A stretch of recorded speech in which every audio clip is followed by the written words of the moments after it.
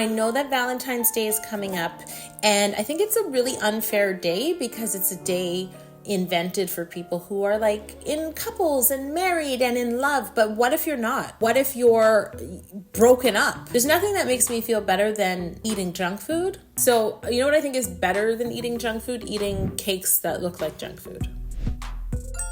So the first snack I'm going to suggest is chips and dip. I actually made this cake for Father's Day, but I think this is an appropriate junk food snack any time of year. Okay, wait, are you a salty or a sweet person?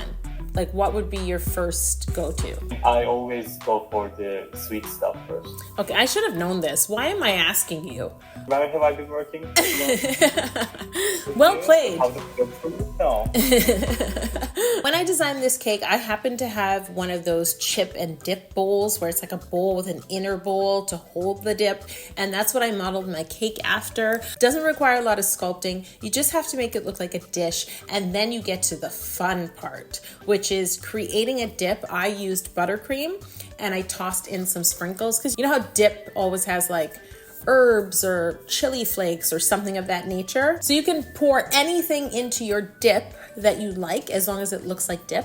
And then for the chips, I used real chips. And what I did was I dipped some of them, or rather drizzled some of the chips in chocolate, because we went over how much I like chips and chocolate.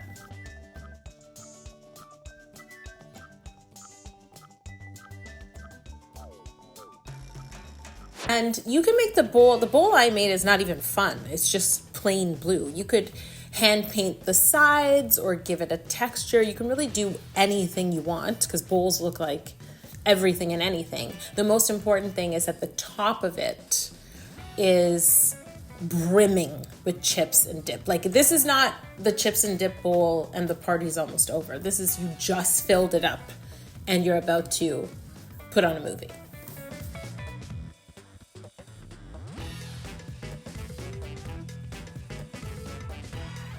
And then all you have to do is arrange that dip in the middle and the chips around. And I think it's the perfect, are we gonna call it anti-Valentine's Day? Like, I'm not anti-Valentine's Day. An offering. It's an offering to the people who are not celebrating Valentine's Day. An offering, that sounds like they're a cult. You know what the problem is with chips and dip? I easily eat a whole bag of chips. I can't stop myself. Like, once you get that salty flavor, this is why I love this cake, because it's a combination of salty and sweet. It has chips on top, but the dip is buttercream, and then of course there's cake, so you get all of the above in this cake. I always start with something sweet, like cake. Yeah? Because at the beginning of the movie, when you're trying to understand the important plot points, like, I don't want like chips in my mouth making noise. Oh, that's true. You know, that's funny. Last night, I was getting upset and I kept telling them to turn up the volume because all I could hear was our popcorn crunching.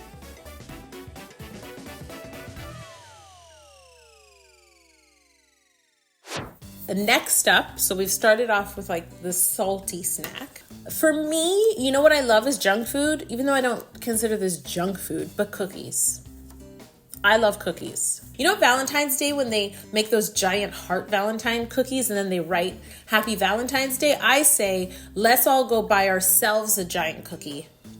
Forget the writing and eat that. Or let's make a giant chocolate chip cookie cake, because I remember this one was actually very, very simple to make. Oh, look at you. I think you're admitting that this is a beginner cake. Yeah, so this is really easy. You don't need a lot of cake. In fact, you could bake one 8-inch cake, cut it into 2 layers. You don't even have to cut the layers perfectly. That's how easy this is. And then you just want to carve your layers so they don't look perfect. That I'm learning now is that if it's a very simple symmetrical shape, it's actually difficult. Yes, I was just going to say that because I'm thinking about the cake I just made this week.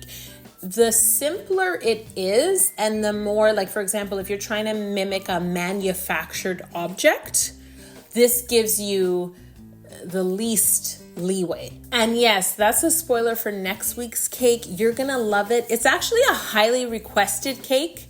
I just kind of got it wrong. But stay tuned. You have to color the fondant. I don't want to say flesh tone, but like a beige, right? Almost like the color that cookie dough would be before you baked it. And then in order to get that baked look, all you do is take a brush and brush on cocoa powder. And then it gets in the creases, and depending on how hard you brush, you could have more along the edges and less on the top, as if the cookie is crisp along the edge. But that's how you do it. And then the most fun part is adding the chocolate chips, which are just Hershey Kisses. And you just want to sort of cut them so they're not all whole. But same thing, chocolate chips land wherever they land. So you could just place them on top of the cookie. This cake is so much fun. And you know what? I'm going to say this. I've never said this out loud. This is a cake that I wish I put in my first cake book.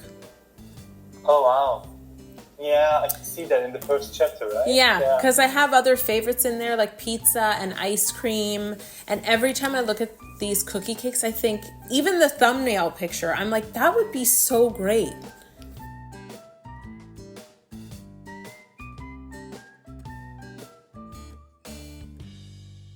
So on this non-Valentine's Day, we've started with the chips and dip. We've moved on to chocolate chip cookies.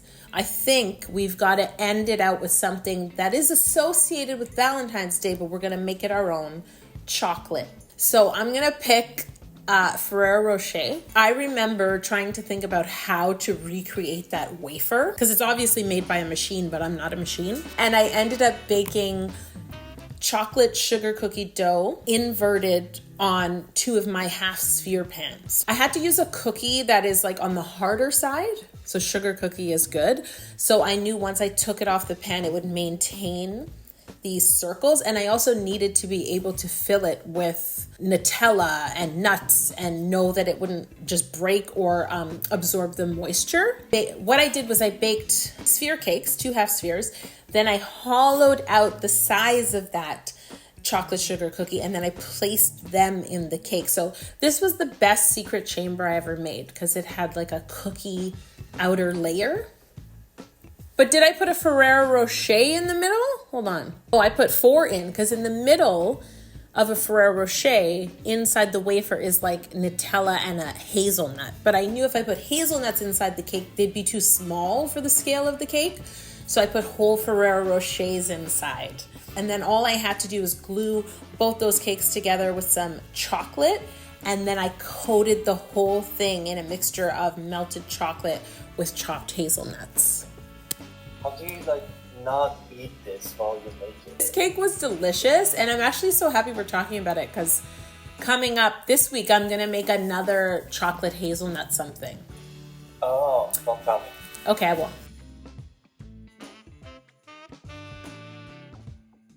Wow, this looks good.